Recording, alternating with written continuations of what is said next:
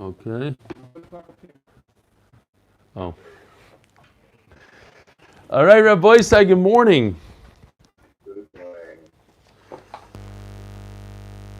So, you want to set that up a little bit?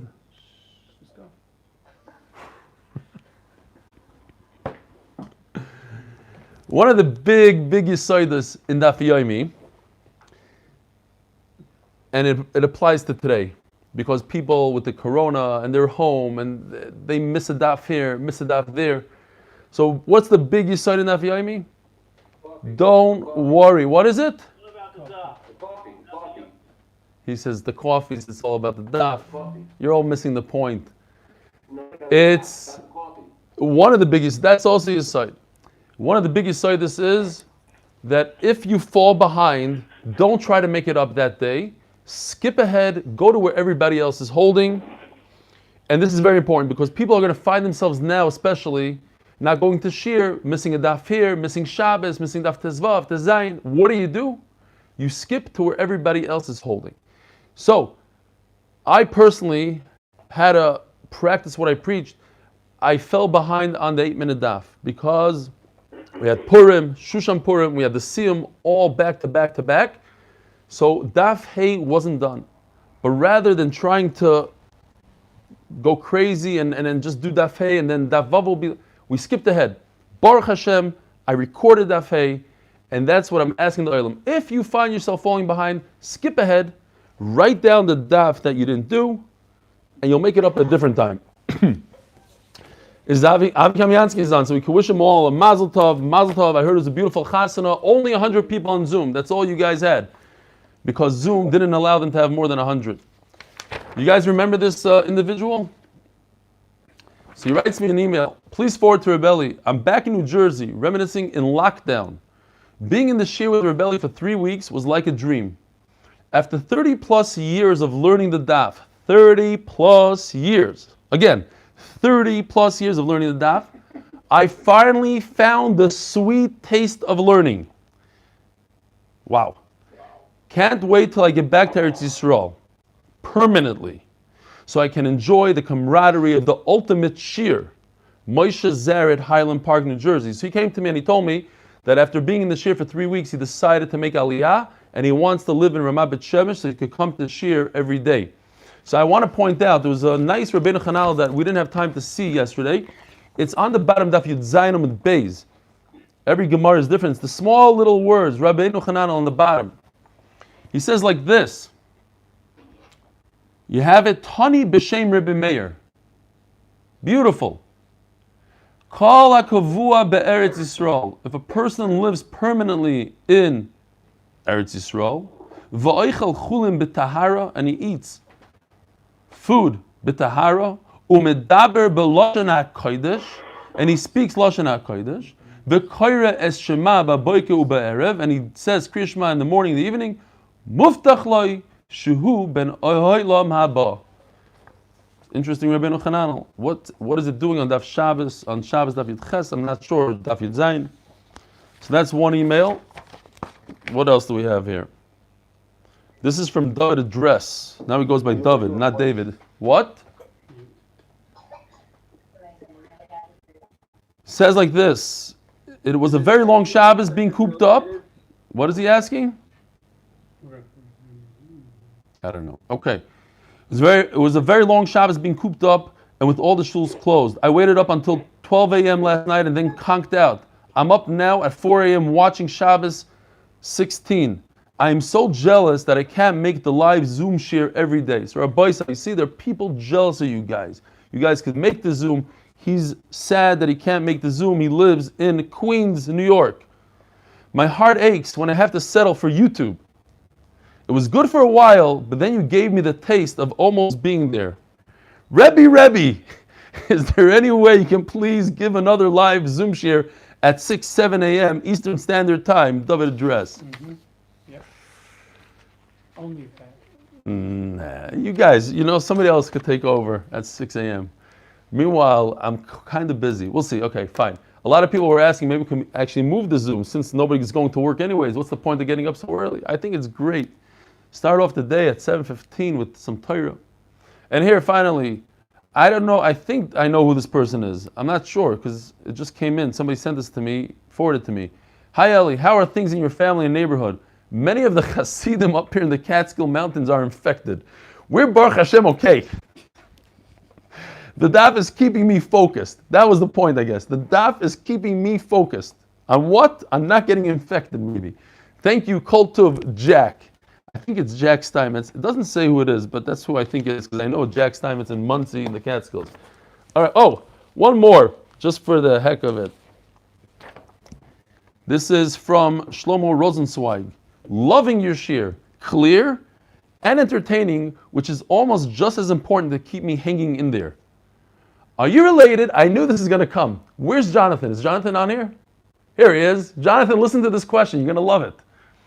Are you related to Rabbi Akiva Stefansky, Zichron Levracha from Toronto? Wow. So anytime I say my name is Stefansky, and Jonathan will tell you the same thing, they immediately ask you. So let me tell you the answer. Yes, I'm related to all Stefanskys. My grandfather and Jonathan's grandfather were one of 10 brothers, Stefanskys. So Baruch Hashem, so if are you related to Dagim too? Yes, I'm related to Dagim too. Are you related to Stefansky? Yes. Are you related to Jonathan Stefansky? Yes. Are you related to the guy that does Dayim in the Daf? Yes. Every single one. All Stefansky. So if you ever have the Shaila, the guy that wears tefillin all day? Yes. And the Rosh Yeshiva of Pachad Yitzchak? Yes. And the big famous Rosh Yeshiva from, what's the name of that big yeshiva? The Brachfeld, whatever? Yes. All related. Baruch Hashem. So all Stefanskys are related. We were neighbors, and I was a childhood friend with the son Nisanel, Biggie Shekoyach, Shlomo Rosenzweig, Toronto. Yes. All right. So, Zok the Heilige Gemara. We're holding the Yud Chesam Dalef right after the Mishnah. Man Tano Nesinas Mayim L'Dyoy Zuhi Shriyasan.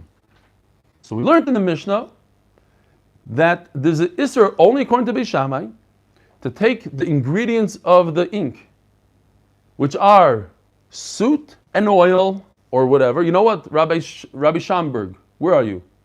You want to give us a quick, tell us what ink is made out of? Because you once brought that nice soot ink thing from China to share. Where is he? There he is. Light him up a shtickle. You see him on top, second from top. Just like in the good old days when Rabbi Schoenberg sits right next to me and he gives us insights into all these kind of things. So Rabbi Schoenberg, go ahead. Hold on, we don't hear you yet. 1 second. No? Actually, yeah. Okay, go. Can't hear him. So what they did is they took soot and they scraped it up and they put in some oil. The kids are there's some ingredients. Shake your head if I'm on the right path, Rabbi Schoenberg. Because we can't hear you. Yes, okay, fine. And they let it soak. That's what we're talking about. Now, what's the problem? The problem is lisha, kneading. Now, typically, there's two ways. Let's say we're kneading dough. So you take flour and you take water, and you pour the water on the flour, you pour the flour on the water, and then you start kneading it. When it comes to ink, it's not necessary really to start kneading it with your hands. You just pour the ingredients and you let it soak. So we'll see there's two types of kneading here. Now, what we need to understand is what Beis Shammai says is usher to do on Friday must be a malacha that the same malacha would be usher to do on Shabbos. So if he says it's usher to take the soot and the oil and put them in a bowl and let it soak over Shabbos, that's because if you did so on Shabbos, you'd be over Isser D'Oraisa. But you don't have to necessarily knead it with your hands, and it's still your over Isser D'Oraisa. So who exactly is this person that says that that's usher? Man Tana Nesinas Mayim L'Dyoy Zui Shriyasan. Who's the Tana that says that just leaving it there as is, without kneading it? Let me see if I have my piece. Oh, here it is. My favorite piece that gets lost every year. Here it is.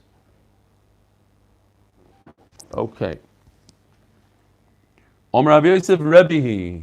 This must be Rebbe. Now, by the way, we're talking about Hilchas Lisha. And in the entire Masechta Shabbos, the halachas of lisha, of kneading, are very, very few. Here's the sugya. There might be a little bit more later on. But it's so small, the sugya, that we're going to come in and out of it in seconds. And therefore, when it comes to the halachas of lisha, there's not a lot of clarity. In other words, there's a lot of machlokesin, because the less Gemara that you have, the harder it is for the poskim to come up with something clear. And this is very important for us. For day to day, if you're making egg salad with oil, you're making avocado salad, lisha, kneading, that sort of thing. Says the Gemara, the Sanya, echad noisenes hakemach ve'echad noisenes hamayim. If somebody puts in flour, and then the second guy comes along and adds the second ingredient called water.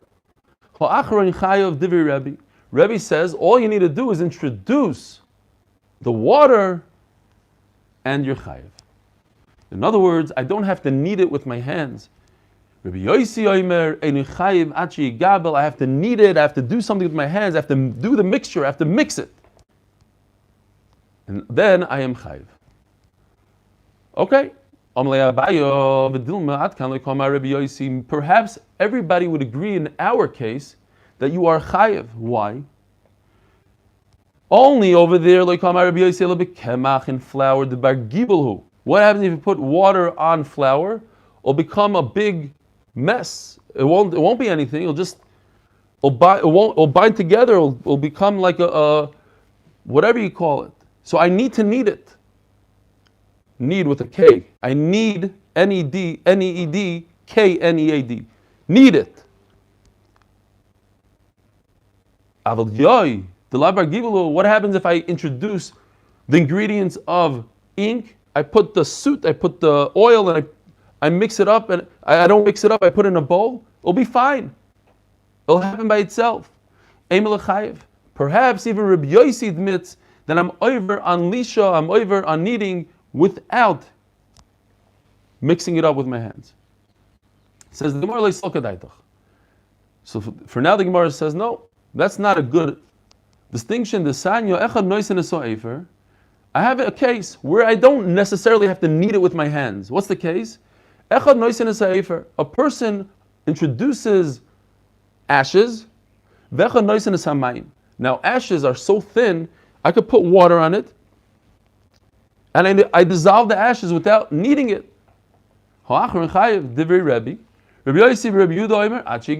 Even in ashes, which are very similar to ink, Rabbi Yossi says, I must knead it with my hands. So you see, he's consistent. You have to knead with your hands regardless of the material we're dealing with. Doesn't matter if it's something like flour that if you pour water will become all gooey. It doesn't matter if it's something like ashes that'll disintegrate by itself. Says the Gemara, wait a minute. V'dilma my efer offer. What does that mean? Maybe ashes is dirt. The bar gibalu.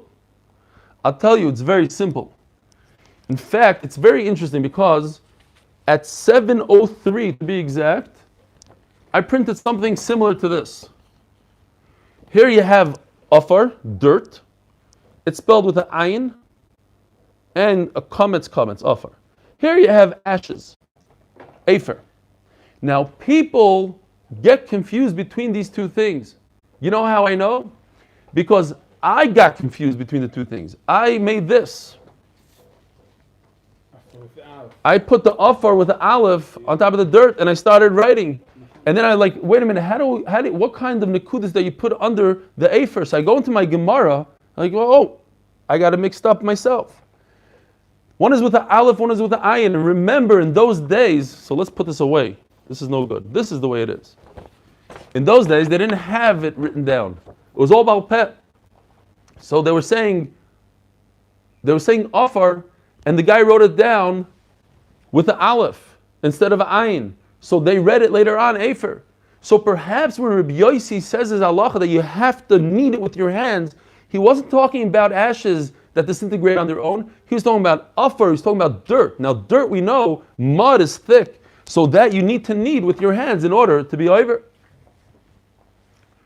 Vatanyo, afer, vatanyo, offer. So, wait a minute. Don't tell me that maybe somebody got mixed up between Aleph and Ayin. Because we have two brises. One says it with an Aleph, and one says it with an Ayin. What does that prove to me? That they're discussing both cases. I can't say it was one case that was confused between Aleph and Ayin when I have two separate brises discussing two different things. One is halacha about ashes, and one is halacha about dirt. And Rabbi Yossi said specifically in ashes that I have to use my hands, even though it disintegrates on its own. So he would say the same thing by ink. And therefore our Mishnah goes only according to Rebbe and not according to Rabbi Yossi. Says the Gemara, no. Perhaps it goes according to Rabbi Yossi. V'hasanya efer v'hasanya offer. So that's the Gemara's kasha. Midi gabe adodi tanya. It doesn't say it together. These two brises, you're right, you have a brise that says it with ayin, you have a brise that says it with aleph, but they're not together. Says Rashi, perhaps they were written by two different authors that wrote the brises, Rabbi Chia and Rabbi Shaya. So therefore, again, maybe they were discussing the same exact thing, and they were discussing dirt. Just Rabbi Chia wrote it with the ayin, and Rabbi Shaya wrote it with the aleph. Once again, all the Gemara is trying to come to is that perhaps in our Mishnah, where it's something that doesn't necessarily need hands to be involved, it'll mix itself. The ink will mix itself. Perhaps even Rabbi Yossi admits that that's an Issa d'Oraisa, just to mix the ingredients without mixing it with your hands. Who told you it only goes according to Rebbe? Perhaps it goes even according to Rabbi Yossi. Let's move on to the next sugya. Tana Rabbana. We're discussing the Mishnah. What are you allowed to do Erev Shabbos going into Shabbos? And what can't you do? Where's the machlokes? Where don't we have a machlokes? Can you turn on your air conditioner before Shabbos and let it run on Shabbos? Poiskim mayim legina. In those days, it wasn't as easy as we have it today. You turn on the sprinkler system and that's it. Your garden is watered. No. You have to make a trench from your house all the way to the water source, and then you open up some sort of valve and it starts flowing.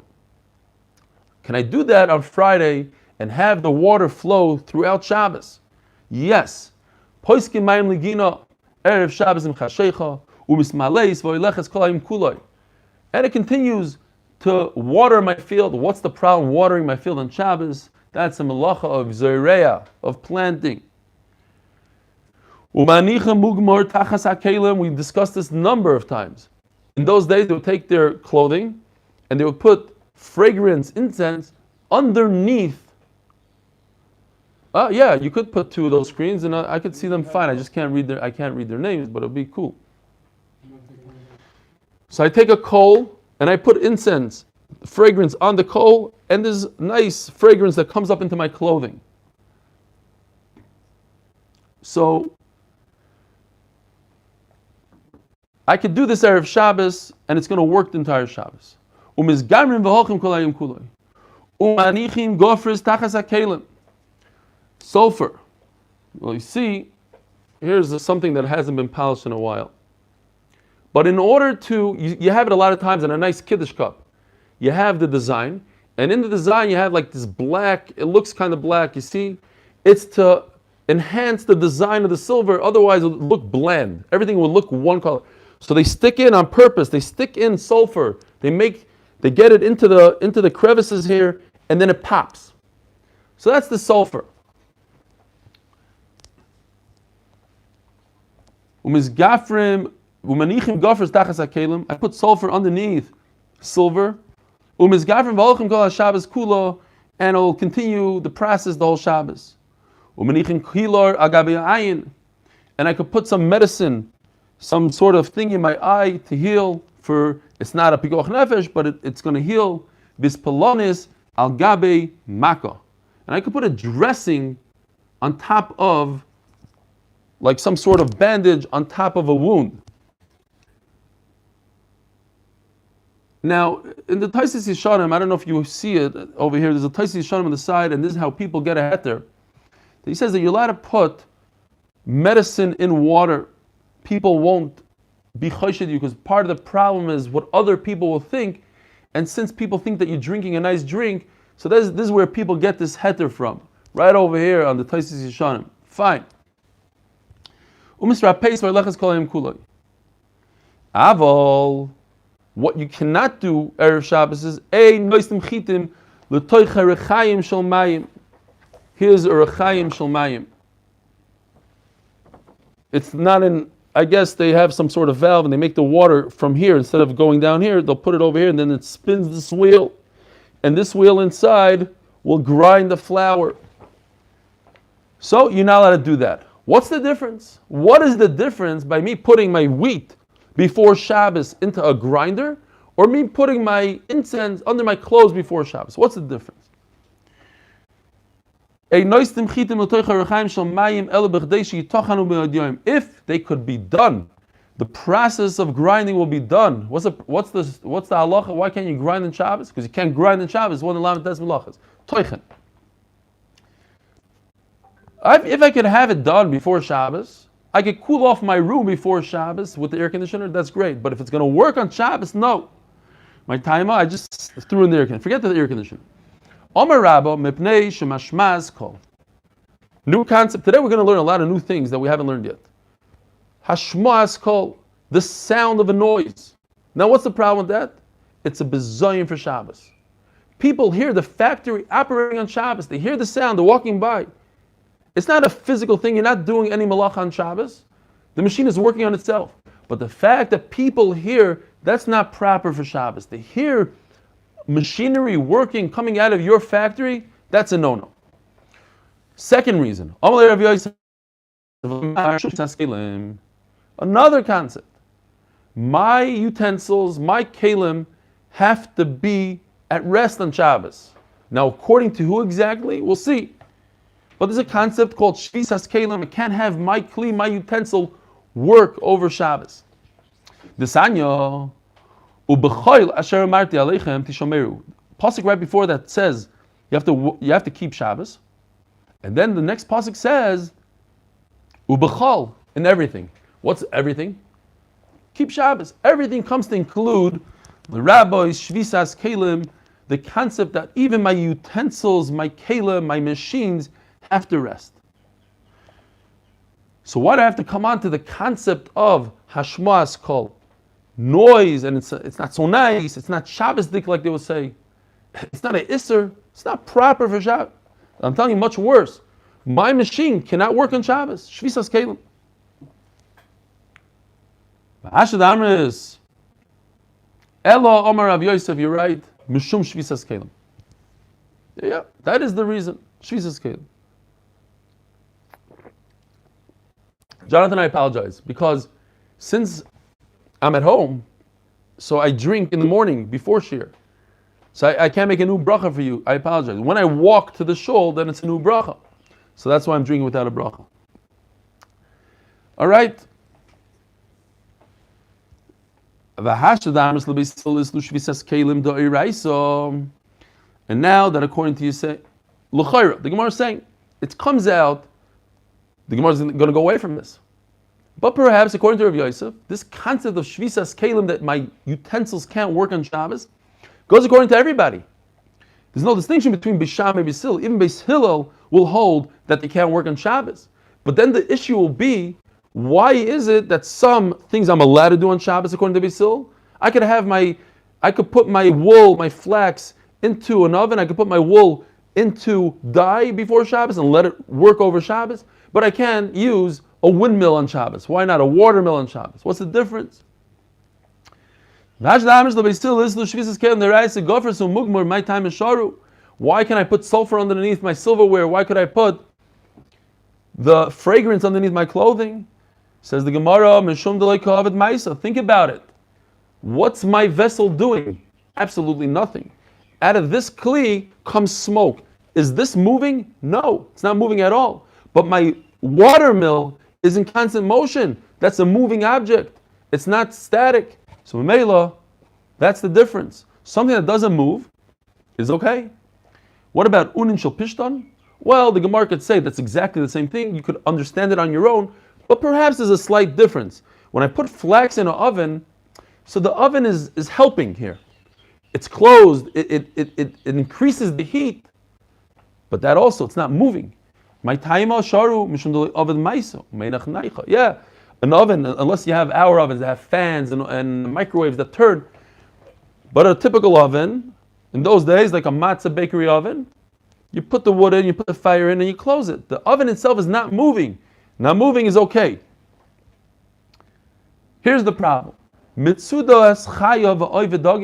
What about a trap? You have a spring-loaded trap.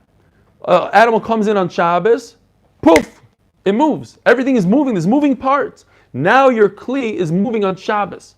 How could Beis Hillel say in the Mishnah Mefurish that a trap is okay? Says the Gemara, you're right. We're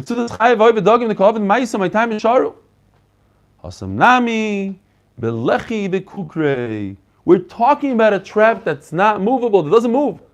Such as a hook for a fish. Who does all the action? The fish, the mouth of the fish moves. But the hook is standing stationary. Kukrei, this is a picture taken from the Mesifta, we have permission. This is kukrei. So you have a basket that gets narrower and narrower, and the fish goes in. Who does all the work? The fish. Once it goes in, it can't move backwards. It gets stuck by these sharp pieces at the end.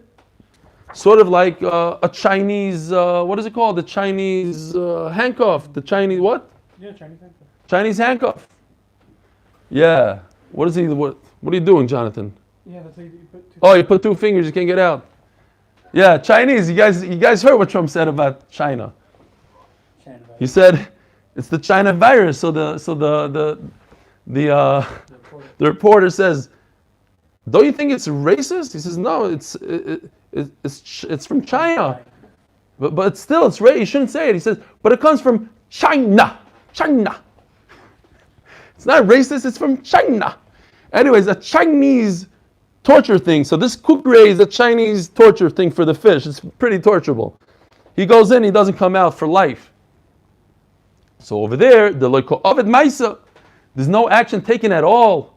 And memela, such a thing you are allowed to put before Shabbos. In other words, according to the Gemara right now, Beis Hillel would admit that if I have a spring-loaded trap or any type of trap that moves, there's moving parts to it, you won't be able to put it before Shabbos because your kli is moving on Shabbos, and that is also, that would be similar to a watermill. Now the Gemara goes away from it.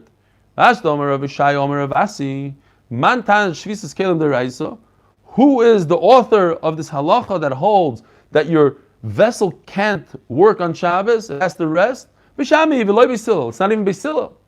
Oh. So now it comes out great. According to Beis Shammai, like we saw in the Mishnah, even if your vessel doesn't do any malacha at all, like soaking dye before Shabbos, what's the vat doing? Zero. It's just the vat. It's not moving.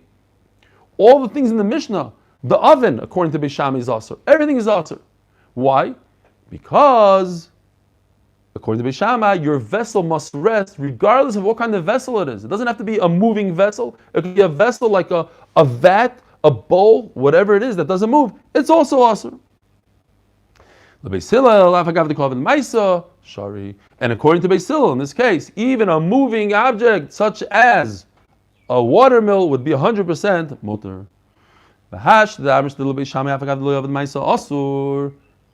Chaim! Oh, you give me chizuk. By the way, every single person, Chaim Kornbluth is here. Every person that comes on gives me chizuk, and I'm telling you, it gives other people chizuk here. When people see, oh, Rabbi Stromberg is there, and Mendy is there, and all these guys that we're familiar with, all their faces are here, they get chizuk. For me, it's a tremendous thing, Rabbi Stromberg, seriously. I don't even know who installed Zoom for you. I don't know how you did it. I don't know. He did it himself, amazing. He knows how to do the dye. He knows how to do the things. He can do the Zoom. You're right. Dr. Epstein, I know you didn't install it. I know Avi installed it for you. Right? No, you installed it. Yeah, you're a computer guy. You did all. Who? Somebody else did, not you. Your wife. Okay, but your whole job, you're a doctor, you do it online and everything. Okay, fine. The point is, I'm serious. You see Rabbi Leader, you see all these people here. Everybody gives us chizuk. Every single person. When you're not here, people start saying, wait a minute. I know he's not going anywhere. I know it's Corona. He's not running to work. So why is he not here? He's schluffing in today. And it could bring us down, chas v'shalom. So you got to be here. You got to be with us. It's our chevra. Let's do it together. Zakti Gemara. People staying up from I don't know where, from New York, all over the world. If they could do it, we all could do it. Zakti Gemara. Now, according to Beis Shammai, we just said it could be a bowl, and a bowl that doesn't move. You cannot introduce something Erev Shabbos and let it soak over Shabbos, even though no action is being taken whatsoever. Nothing's moving on Shabbos. No moving parts. Let's turn to Pesha Daf Yud Chesam the Beis. Mugmer v'gofretz my time Yishor Beis Shammai. So what is the difference? Why could I put a nice fragrance in my clothing Erev Shabbos and let it work throughout Shabbos? Says the Gemara. You're right. If the fragrance was in a bowl, it would be asur. So once again, we have to make distinctions here. Beis Shammai hold anything in a bowl, anything in any vessel is asur, asur, asur. It doesn't matter if it's fragrance and if it's sulfur and if it's a vat of dye. Everything in a bowl is asur. So why does he say fragrance is mutter? I guess that was the derech in those days. You put it on the ground. You hang your clothing on the line. You know those things that the women have for hanging laundry on your mirpeset. You put a nice little coal, a nice hookah underneath it, and it gets some fragrance. But it's on the ground. On the ground is not asur. You can't tell the ground not to do malacha on Shabbos. Here's the big problem. Gigis, ner, gdeira, shaput. These are all things that without them we wouldn't exist. How could you have a Shabbos without a candle? Beis Shammai obviously hold you're allowed to have a light. So how do I light a candle Erev Shabbos and have it work for me on Shabbos? Moving, not moving. You want to go into lumdus that a candle is moving. It's probably not moving. I don't know. But how do they allow it? And how do I have hot food on Shabbos according to Beis Shammai? How do I have my pot continue to simmer over Shabbos? How do I have beer? I can never drink beer in my life. Terrible thing. How do I make a shalom zacher? Beer takes at least 8 days to make. So it has to ferment over at least one Shabbos in a barrel. And that's also according to Beis Shammai. Shapur is in Yonah D'Yoma. We're talking about Korban Pesach. How do I put my Korban Pesach on Friday and have it go into Shabbos? We got a problem. How do I put it on a spit? Says the Gemara, tremendous chiddush according to Beis Shammai. We don't pass like Beis Shammai, so we don't have to come on to this. But according to Beis Shammai, my time is sharu Beis Shammai. They're asking. Yes.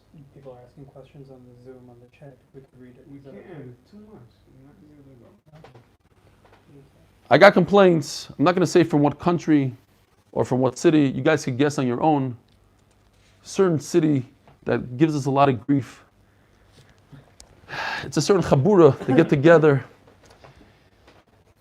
and they say tomatoes instead of tomatoes. I'm not going to say where it is exactly. Chaim is very familiar with that city. He might have been born there. Akopanim, they say, what am I talking to the Zoom people for? What do you mean what am I talking to the Zoom people for? It's our shir. The guys from the shir are sitting here in front of me. I shouldn't talk to them. They're just jealous over there in Manchester. I'm telling you, these guys are nuts. All right, anyways. So I'm not going to talk to you, but I'm going to read your kashas and mamish get them upset. How many people are on Zoom today? 75 right now. 75 chashuva people on Zoom. We mitzdarf together live. Unbelievable. Halavai can talk to everybody. Halavai, it should be muted and it shouldn't have all that noise. And when kids are singing in the background, then everybody could participate. It's just not going to work. So that's why everybody's muted. But People have background noises. there's a lot of noises. Too many noises. Okay. But this is unbelievable. Like the guy said, like David Address said, now that he's introduced to Zoom, he doesn't know I could go back to YouTube. YouTube is a killer. We just killed the whole YouTube thing. Look what's going on YouTube. We have like 20 views now live. How many people? We had 18 now since 17 views on YouTube. Givaldik. We don't want views on YouTube. We want views on Zoom. Zokti Gemara. we're going to drop now. 17. Go to Zoom, I'm telling you, anytime. But they're saying that the quality of the audio is not that great on Zoom. We fixed it. Oh, we fixed it? Yeah, it's Whatever. better now. Much better. Zokti Gemara. Man tana lo hodet on rabbanon le tamali ishuk dera associated to musim. You shouldn't.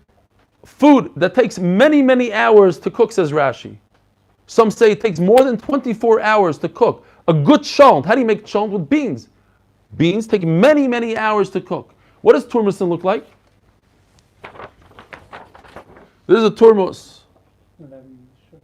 They have this in the shuk.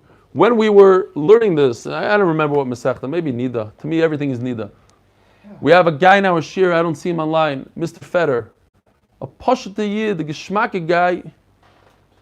He works in the local supermarket, behind the counter by in the meat department, I believe. I've never seen him there, that's what I was told. Yeah. In the meat department. Chef Imagine. He comes every single day, 10 minutes. He put it on the screen. He comes every day. So when we were learning Turmusin, it was very sweet of him. He came the following day, and he gave me a container. I guess they sell it by the pound also in Israel. I have never seen it, but he gave me a container of the Turmusin. It was beautiful. Anyways, I miss Mr. Feder. He asked a lot of kashas during shir. I don't know where he is. He probably doesn't have internet. I don't know. He does. He was on Zoom. Beautiful. Okay. He's probably working today. Actually, in his store, I think it was his store, that they put like 17 people into quarantine because whatever. No, it was the other one. Where he works in? Chef Imagine. Go to Shefa, go visit him. So anyways, if a person is making beans, and it takes a long time, a woman, she shouldn't do this Erev Shabbos Mechashech. She shouldn't put it on the flame before Shabbos. And if she was over and she did so, so this is the concept of Shabbos. If I'm over at Isser, let's say it takes an additional 12 hours. I wanted to save 12 hours on Motzei Shabbos. I'm doing it. So now on Motzei Shabbos, I penalize you and I say you cannot use your Turmusin for 12 hours after Shabbos. However long, whatever amount of time you saved because you cooked it on Shabbos, take those hours and add it to Motzei Shabbos. Similarly, same exact halacha basically. A baker who boils up an entire barrel of water. Who needs a barrel of hot water? A baker. A baker needs hot water for Motzei Shabbos. He's starting to roll out the pizza, the fresh rolls. He needs hot water. So what does he do? He puts it on the flame before Shabbos. That's a no-no. And whatever it takes, however long it takes to fire up a barrel of water, that's how long we punish him and say you cannot use that water for 2 hours or whatever it is. Now Bishamai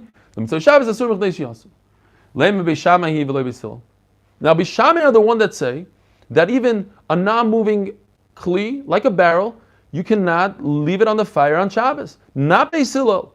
So do Beis Hillel hold that you're allowed to use this hot water on Shabbos? No. They'll say it's also for a different reason. So here we have the concept, the famous concept, first time in our Masechta. You might stoke the coals, you might stir the coals. You want to hurry it up, you want to move it along, so you'll stir the coals. Nothing to do with my kli working on Shabbos. Another problem. But we just finished saying that putting fragrance on a coal on Shabbos, before Shabbos, and letting it work on Shabbos on my clothing is okay. What about stoking the coals?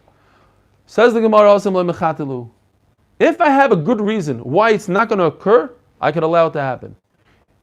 Over there, when it comes to fragrance and it comes to sulfur on my silver, nobody's going to stoke coals. The mechati solik bu kutra, you're going to make smoke. Smoke is no good for my clothing. Who wants smoky clothing, right?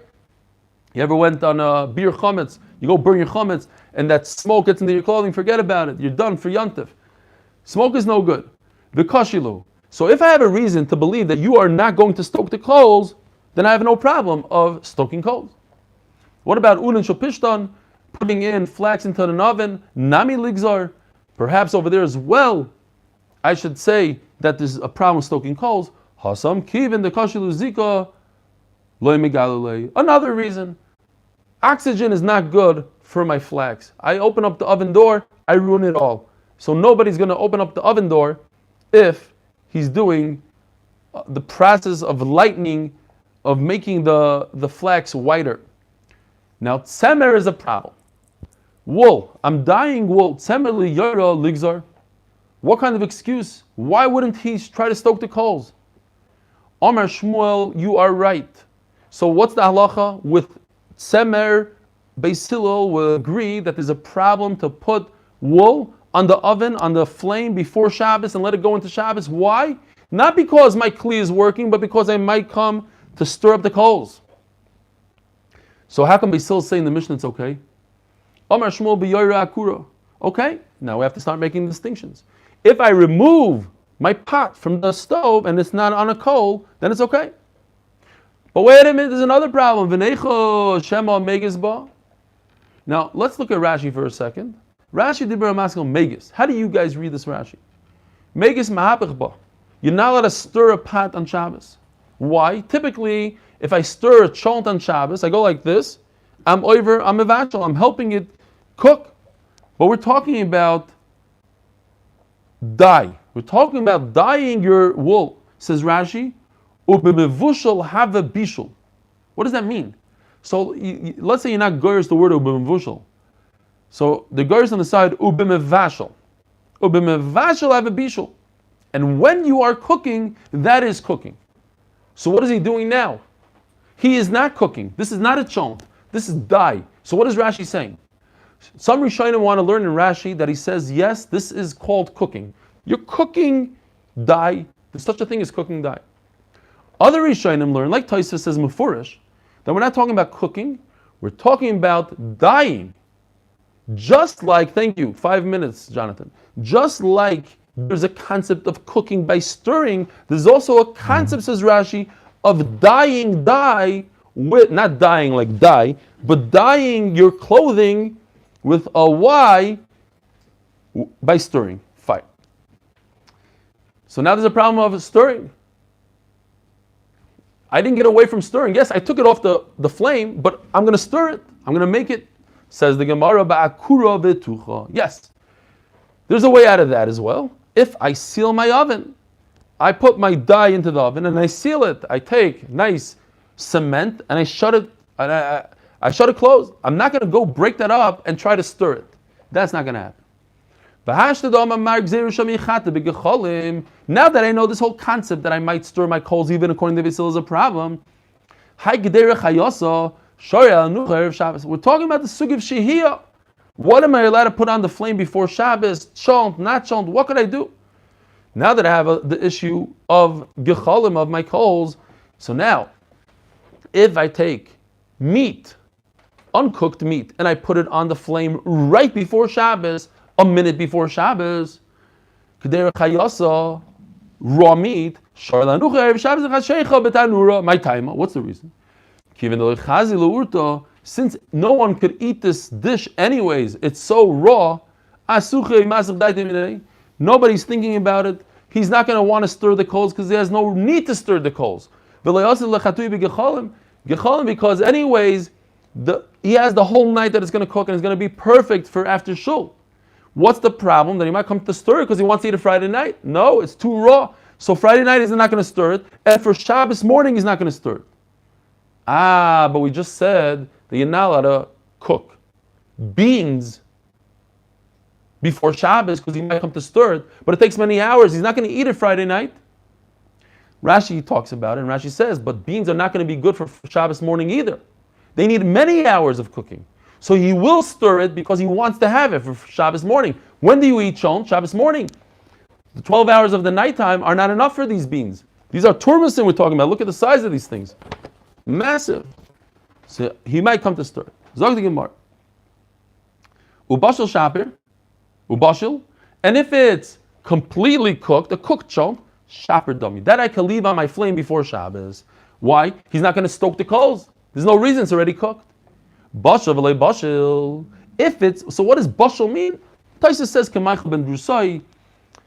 As we'll learn, there's a guy, Drusai, he was a robber, he used to eat it, he was always on the go, 1/3 cooked. Rashi seems to say that it has to be more than that, it has to be called sarkai, fine. Bashal v'lei bashal. If it's like 10% cooked, a couple minutes on the flame, bashal v'lei bashal, osir. That's when it becomes osir. Now, let's say I have a pot that's bashal v'lei bashal, and I want to use it on Shabbos. There's a trick.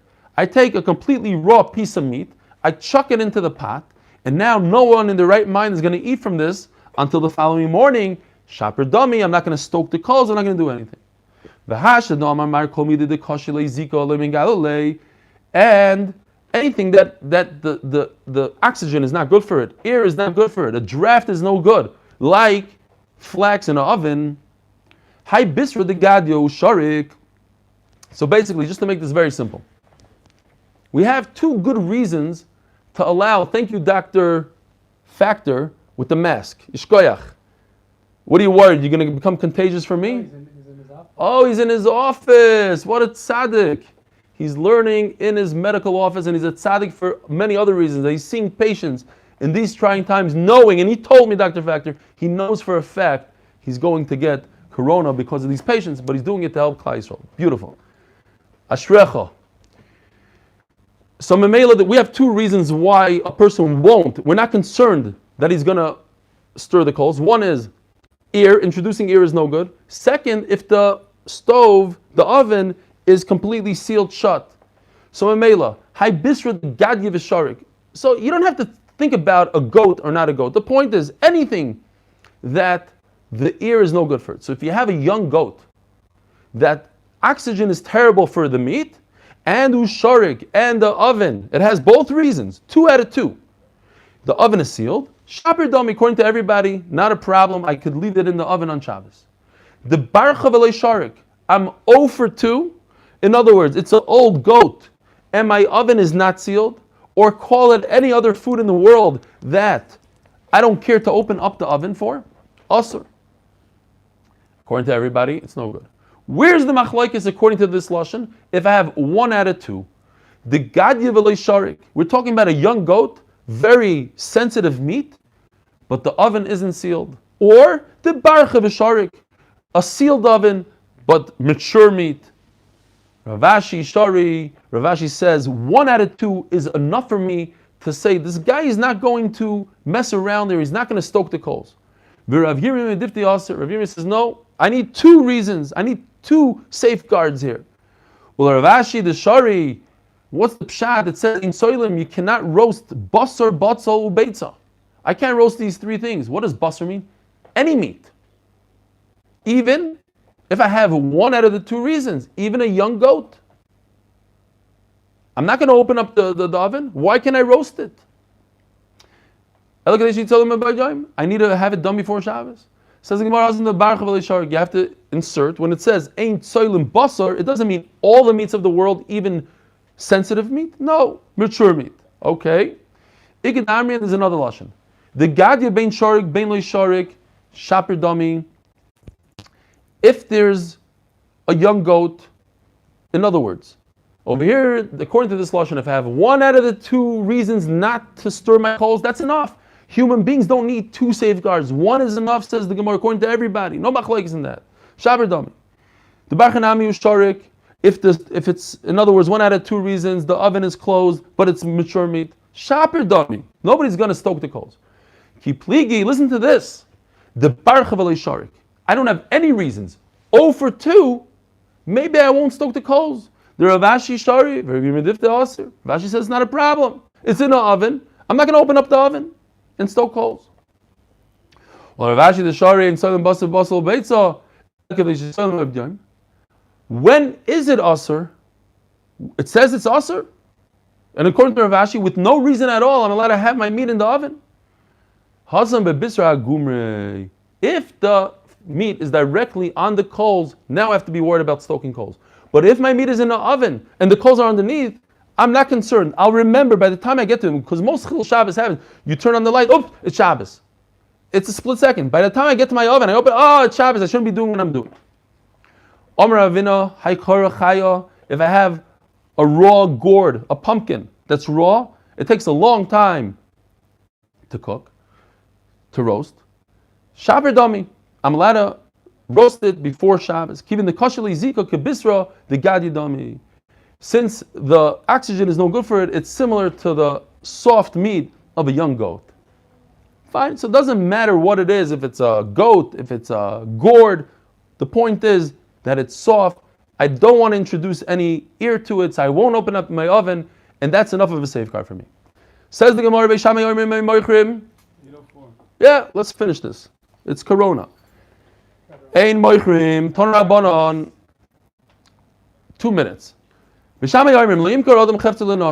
allowed to sell something to a guy, and you shouldn't lend something to a guy. And Rashi says something that you will use, like food, money you'll use. You shouldn't even give it to him for free. Ela kadesh yagel beisa. We're concerned that people might see the guy leaving your house and they'll think that, according to Bishamai, you have a messenger. You're telling this guy to do something for you. It looks like you're a messenger. Amir Elakum. As long as this non-Jew can make it to the wall and a little bit past the wall to the first home, in other words, he has a place to put his stuff down, from that point on, it's his problem. He didn't put it down. That everybody understands he's not doing your job. He's doing it for himself. You don't have to go wait until he gets to the city limits. As long as he leaves your house, that's it. Nobody's going to be concerned. Nobody's going to say, "Oh, he's your messenger." In